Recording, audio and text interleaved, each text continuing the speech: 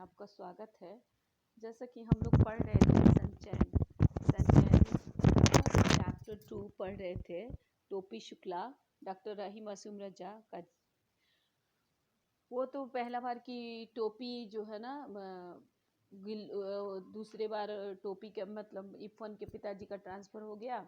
उसके बाद वो उस बंगले में जाना छोड़ दिया। फिर बात ये था कि उसके लिए मुन्नी बाबू के लिए नया कोट बना और कोट उनको पसंद नहीं था, इसलिए टोपी को मिल गया।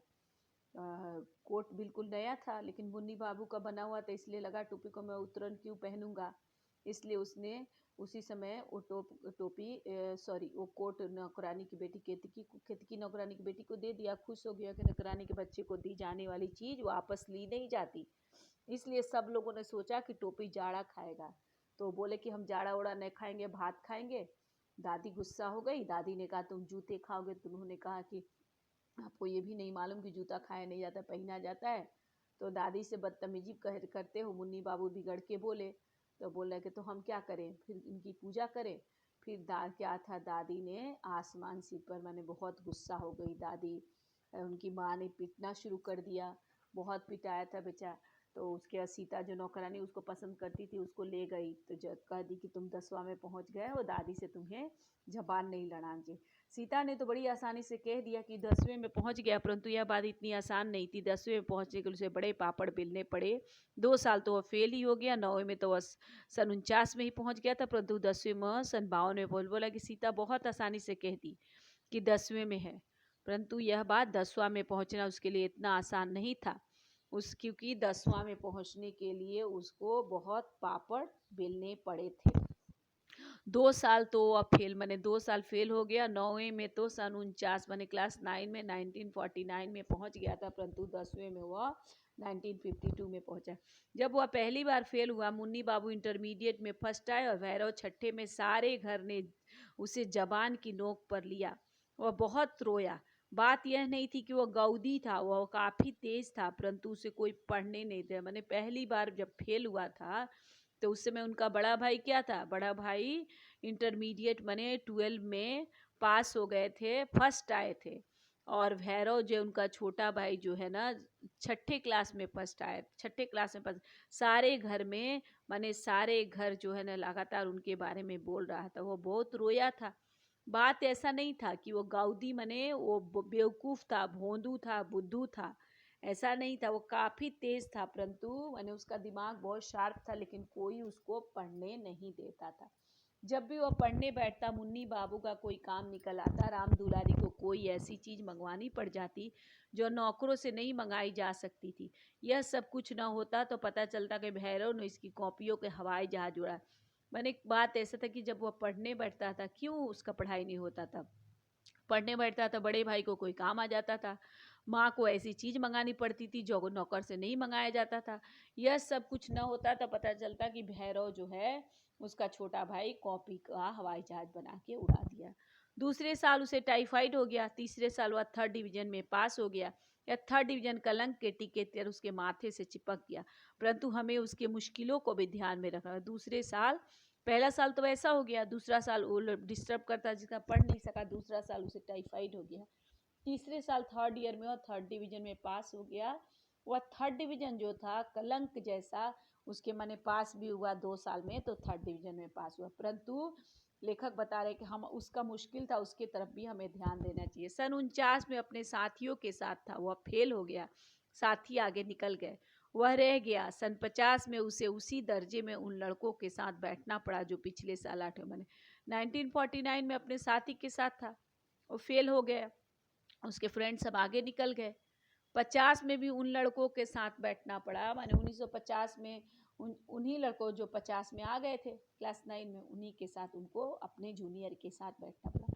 पीछे वालों के साथ एक ही दर्जे में बैठना कोई आसान काम नहीं है। उसके दोस्त 10वें में थे और उन्हीं से मिलता, उन्हीं के साथ खेलता। अपने साथ हो जाने वालों में से किसी के साथ उसे दोस्ती नहीं हो सकी। वह जब भी क्लास में बैठता उसे अपना बैठना जी, मैंने पीछे वालों, मैंने जूनियर बच्चों के साथ उसी क्लास में बैठना बहुत आसान काम नहीं था।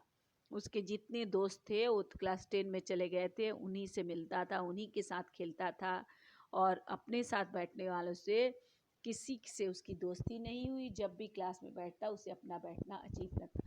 उस पर सितम यह हुआ कि कमज़ोर लड़कों को मास्टर जी समझाते तो उसकी मिसाल देते। क्या मतलब है शाम अवतार बलभद्र की तरह इसी दर्जे में टिके रहना चाहते हो क्या? यह सुन सारा दर्जा हंस पड़ता। तो हंसने वाले वो होते जो पिछले साल 8 बने, उनसे जूनियर उसके साथ बैठे हुए थे। उस पर से भी जुल्म ऐसा होता कि जो वीक लड़के हैं उनको मास्टर जी समझाते थे तो उसका उदाहरण देते थे और बोलते थे क्या बात है, सामौतर मोहम्मद अली नाम दे के कहते थे कि बलभद्र की तरह इसी क्लास में तो नहीं रहना चाहते हो। यह सुनकर सारा दर्जा सारा क्लास हंस पड़ता। और हंसने वाले कौन होते थे? जो उनके पिछले साल जूनियर रह गए थे।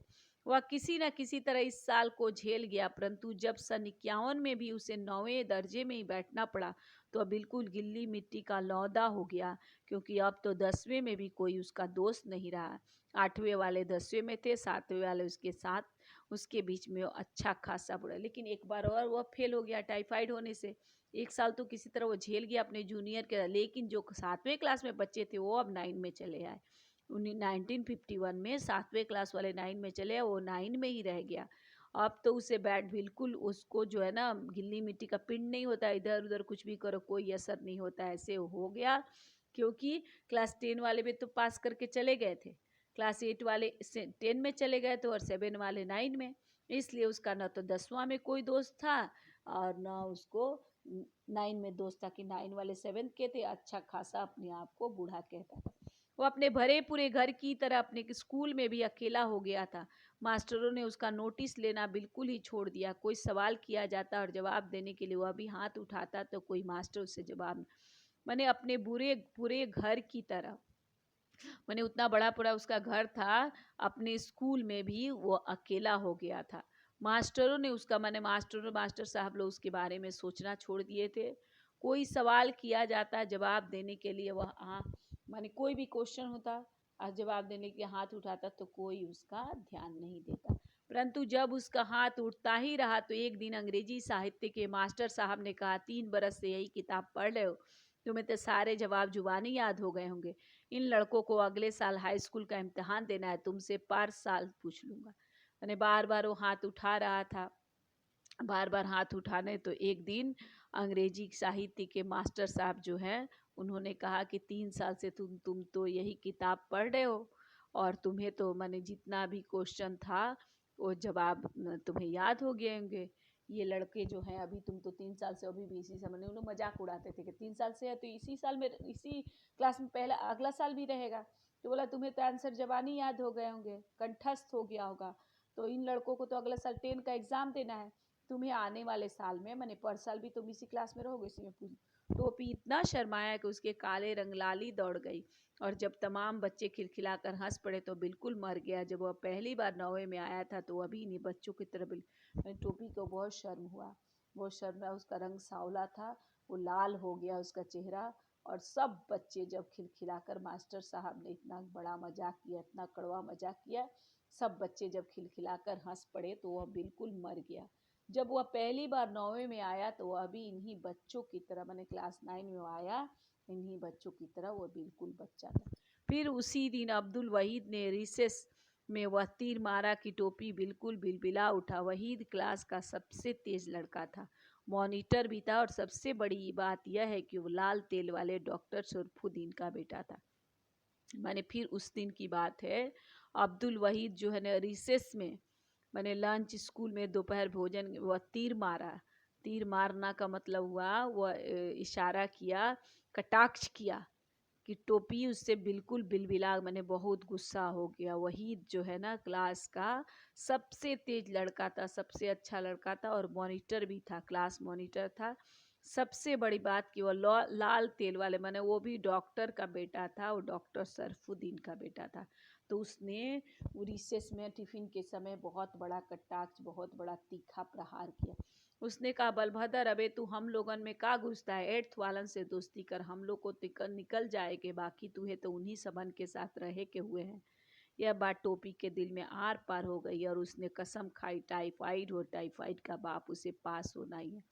मैंने उसने कहा, वो क्या कह रहा है कि बलभद्र, अब्दुल वहीद जो था वो तो उस पर कटाक्ष किया, उस पर कमेंट किया कि तुम हम लोगन से माने हम लोग में क्यों आता है। क्लास 8 में जो बच्चे अगले साल 9 में आएंगे फिर तो तुम क्लास 9 में ही रहेगा, माने 2 साल से तीसरा साल भी लगे रहेगा, तो तुम्हें उन्हीं साथ सब के साथ रहना पड़ेगा। यह बात बहुत टोपी को अंदर तक लग गई और उसने कसम खाया। उसने क्या कसम खाया कि टाइफाइड हो माने कोई भी तबीयत खराब हो कुछ भी हो, लेकिन उसे पास होना ही है और जैसे वे पास हो। परंतु बीच में उसके पिताजी इलेक्शन में उठ गए। डॉक्टर भृगु नारायण नीले तेल वाले खड़े हो गए। अब जिस घर में कोई चुनाव के लिए खड़ा उसमें कोई पढ़ाई लिख कैसे, परंतु बीच में क्या इलेक्शन आ गया। डॉक्टर भृगु नारायण जो है खड़े हो गए इलेक्शन में। जिस घर में कोई चुनाव के लिए खड़ा हो वहाँ पे कोई पढ़ाई लिखाई कैसे कर सकता है। वह तो जब डॉक्टर साहब की जमानत जब्त हुई तब घर में जरा सा सन्नाटा हुआ। टोपी ने देखा कि इम्तहान सिर पकड़, डॉक्टर साहब का जमानत जब्त हो गया। मैंने इलेक्शन लड़ने का जो उनका कहने का मतलब कि उनकी जो योग्यता थी उसको जब्त कर लिया गया। क्यों जब्त किया गया, कुछ कारण होगा। तो घर में शांति हुई और टोपी ने समझ में आया, टोपी को इम्तहान से पहले इम्तहान एकदम पास में है, तब वह पढ़ना शुरू किया। वह पढ़ाई में जुट गया, परंतु ऐसे वातावरण में क्या कोई पढ़ सकता है, इसलिए उसका पास ही हो जाना। मैंने पिताजी का जमानत जब्त हो गया, घर का वातावरण बहुत अच्छा नहीं था, सब लोग टेंशन में थे। इस वातावरण में पढ़ाई करना बहुत मुश्किल काम था, फिर भी वह पढ़ाई में जुट गया। पास हो जाए वही बहुत है। वाह दादी बोली, भगवान नजरे बद से बचाए, रफ्तार अच्छी है। तीसरे बरस तीसरे दरसे में पास तो हो गए। मैंने तीसरे साल 9 से वो 10 में चला गया। दादी बोली भगवान जो है ना, भगवान नजरे बद माने नज़र न लगे किसी का नज़र, कम से कम 3 साल में तो तीसरे दर्जे में तीसरे बरस में पास हो गया। इस प्रकार ये कहानी ख़त्म होती है। टोपी जो है मतलब एक बच्चे की भावनात्मक स्थिति के बारे में लेखक ने बताया है। मैं बताना चाहे कि सब बच्चे अलग अलग प्रकार के होते हैं। बच्चों से हमें मजाक नहीं उड़ाना चाहिए उनकी बुद्धि का, क्योंकि सारे बच्चे अपने अपने जगह पे बुद्धिमान होते हैं और अलग अलग तरह से बुद्धिमान होते हैं।